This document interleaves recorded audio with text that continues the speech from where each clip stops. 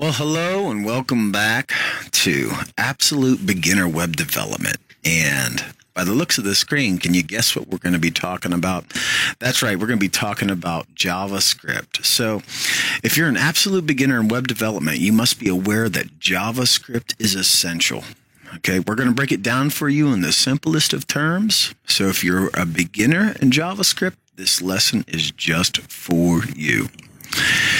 You're going to hear the term called Document Object Model, or DOM. This is just a fancy word for saying web page. We web developers use this term a lot. It's kind of like linguistics for web developers. We use it when we refer to JavaScript as well. Usually, we're referring to a page loading. Many times when we're programming something in JavaScript, we'll check to see if the page is loaded before executing some script that we had programmed. We usually program scripts and functions in JavaScript.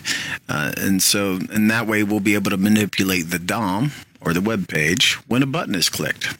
This will give the user interaction with the web page that they are on. And these are client-side events. So don't let this term confuse you. It's real simple. When we create a JavaScript function, nearly most of the time it is a client-side event. That means there's nothing really going on with the server side. The fact that we can program JavaScript without using a processor lets you know that it's a client-side event. For example, if someone enters a credit card number on a website for a purchase, that would be processed through the server.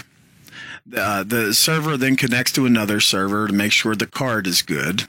If it is, then it'll return something, true or false. But with JavaScript, we don't have to wait on the server. This is because it's all loaded in your browser when the web page loads. If you don't grasp it now, don't worry. When we get into the processor section classes, then it's all going to become clear, like a bright light that's turned on in your head. Okay? So today we're going to be talking about two things in JavaScript, the inner HTML and style. So in this lesson, we're going to break it down to those two simple things. Inner HTML will replace the content in an element, okay? And style replaces the style of the content. For example, the color and the stuff that we do in CSS. Elements. Okay, if you have been following along the lessons, you already know and have a good idea what elements are. They're the tags that I keep referring to over and over again.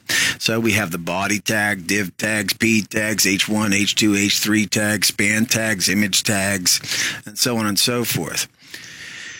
So, and you already know, and I've been telling you over and over again, give the tag or the element an ID or a class. And then that way it makes it easier as we progress in the lessons. So without further ado, let's start off like we always do down our little path here through the woods. And we're going to right-click, new document, empty document, index.html. That's how we start out every lesson, isn't that right? And that way you can see how it all comes to be. All right. So here's our index.html. We're going to start out with the bare bones. And we're going to just go ahead and type it out. HTML. And we're going to go inside here and give us a head. HEAD. Oops. And let's go ahead and drop down with our body element. Okay. BODY. Our body tag. Element tag, same thing. And now let's do the title element, or title tag. And let's go inside here, and I think I picked out a good title for you guys. And yes, here it is. I'm just going to paste it right in there. JavaScript, absolute beginner web development. Okay, now we're going to jump down in the body tag. And what do we put here? We're just going to copy this title. And we're going to paste it right in there. And we're just going to name it the H1 because we already know that there's only supposed to be one H1 tag on a page. All right. Now, when we save this, let's go ahead and save it and fire up our browser. Double click that. And this is what we have. Okay, so this is what we have. We're going to keep it nice and simple for you here.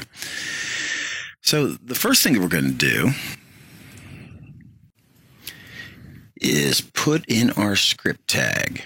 And so let's go ahead and do that right here. script. Okay.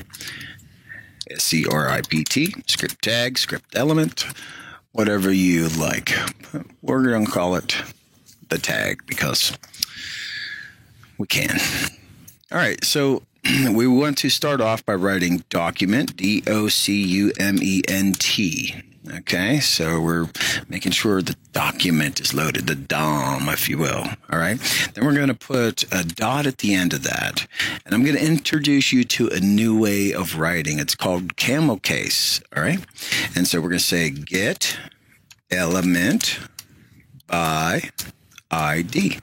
Now you'll notice this camel case, it starts with a lowercase letter, but every word after that is capitalized, get element by ID.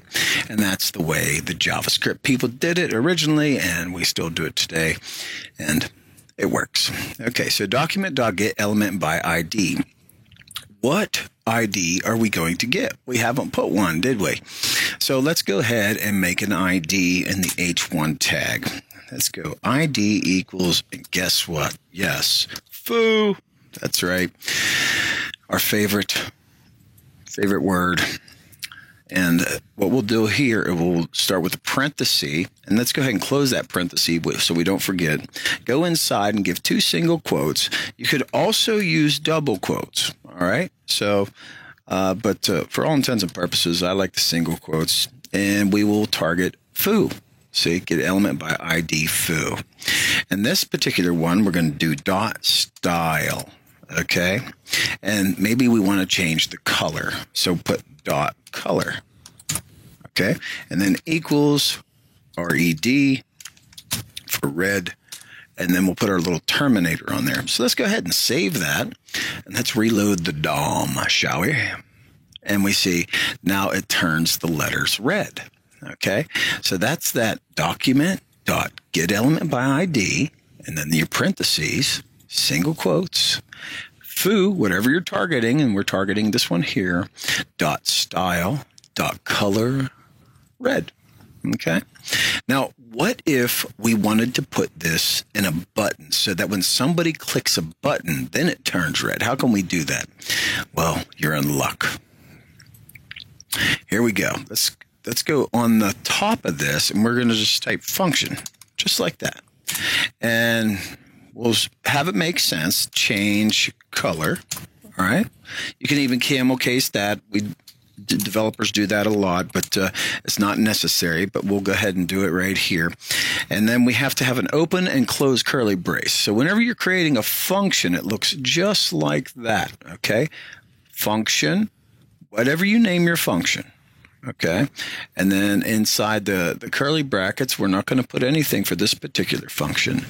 But inside here, we are going to put our little code that we just wrote right here. Okay, X. Let's paste it in there. All right, now we haven't created the button yet, so we have to create a button. And what is the button? It's just another tag, just another element. So button, and then let's do this. button, and let me go ahead and say change color. All right, now I'm going to save this, and you're going to see a button appear. All right, see that change color? Okay, let's make it big so you can see it real good. When I click it, nothing happens. Why? Because I need to call this function into this button. And how do I do that? Well, I can say on click. All right, equals, so we're adding an attribute. On click, I want to call our function of change color. All right, so let's go ahead and save that, and we'll reload the DOM. And now whenever I click change color, you can see that our client-side event happened. This is something that happened immediate. I didn't have to rely on any server. In fact, we're not even on a server, are we? We're operating from our desktop, and that's why I did the lessons like I did. There's no need for a processor. Okay, so change color. Now, let's say we wanted the text to change inside here whenever we click the button. All right, so let's go ahead and reload that back to black. And let's go down here, and we're going to put two things inside of our function. We're going to make it do two things. We're going to have it change the text and change the style to red. So whenever you want to change the text or change something inside an element, same thing. Document dot get element by ID. Okay. And what element are we going to get? Well, we're going to get foo. So let's get foo. And then let's go dot. And now inner HTML equals. And let's go ahead and put our quotes at the end. And what do we want to change it to? We'll just say we have changed. We have changed. And then maybe an exclamation point. All right. So let's go ahead and just, not highlight it, I'll just save it. I'm going to hit Control S on my keyboard. I'm going to refresh the page. So we reloaded the DOM. And now you see whenever we click the button, we see we have changed. Okay. Now, what if we wanted to make another button and change everything back? How would we do that? Instead of going up here and reloading the page every time, well, what we can do is we can create another button and another function. So let's go ahead and do that. We will go ahead and copy this function. All right. Let's just paste it here for a minute. And let's think about this for a second.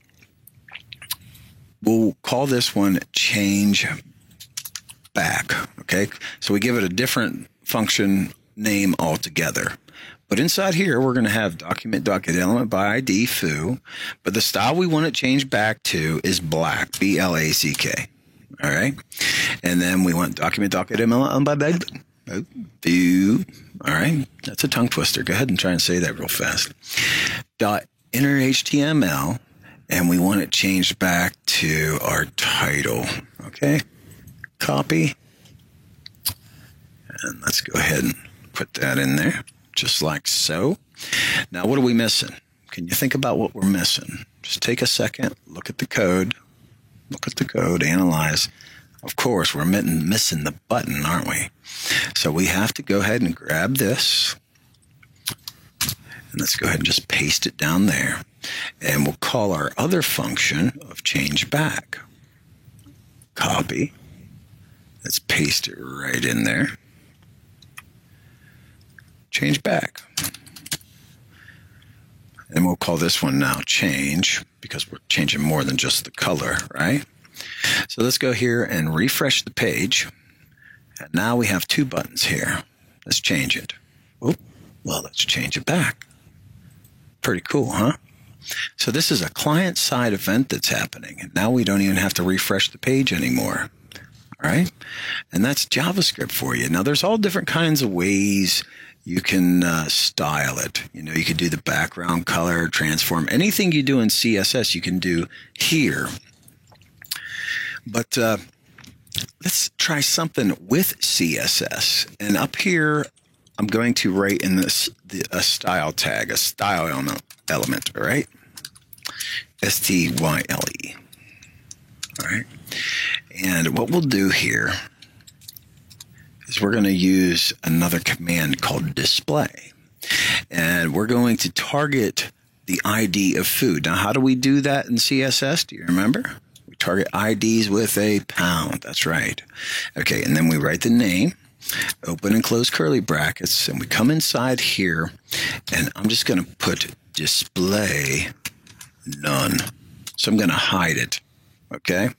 I'm going to hide it, and what happens now is whenever I hide it, we can't see anything. But how can I make that appear with JavaScript? Well, right here where it says style.color. So we will go ahead and make a new line. Only here we'll put display, and then we'll say block, B-L-O-C-K. Okay, blockhead, we want you to display, right? So let's go ahead and grab that and come down here, and we'll put display block in there too. So it doesn't matter, either button that we click, it'll display for us, all right? So let's go ahead and save that. We'll reload the DOM, okay? And hit change. We have changed. Change back, okay. So it starts out, though, that it's hidden, and now it's shown. It was lost, and now it's found. Okay, so maybe we'll do one more just for fun, okay? We'll make another button that just says show, okay? So let's make another button, and this one will be called show, S-H-O-W. All right. And we'll even call the on-click event, the function, we'll call it show. Okay. And then we'll just copy this to make our time a little bit shorter here. And we want to grab that, show. And I can get rid of this and this because all I want it to do is display as a block. Okay. So I'm calling the function of show on an on-click event. On-click, I want to show, and I want to call in this function. So it's just going to show what we have originally.